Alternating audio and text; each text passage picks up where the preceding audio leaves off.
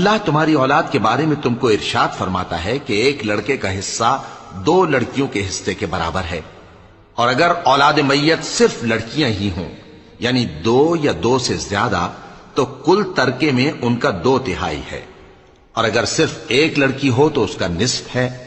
اور میت کے ماں باپ کا یعنی دونوں میں سے ہر ایک کا ترکے میں 6واں حصہ ہے، بشرطے کہ میت کی اولاد ہو،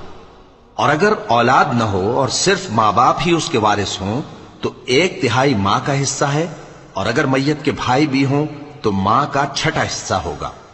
اور یہ تقسیم ترکہ میت کی وصیت کی تعمیل کے بعد جو اس نے کی ہو یا قرض کے ادا ہونے کے بعد جو اس کے ذمے ہو عمل میں آئے گی۔ تم کو معلوم نہیں کہ تمہارے باپ دادوں اور بیٹوں اور پوتوں میں سے فائدے کے لحاظ سے کون تم سے زیادہ قریب ہے۔ یہ حصے اللہ کے مقرر کیے ہوئے ہیں، اور اللہ سب کچھ جاننے والا ہے، حکمت والا ہے۔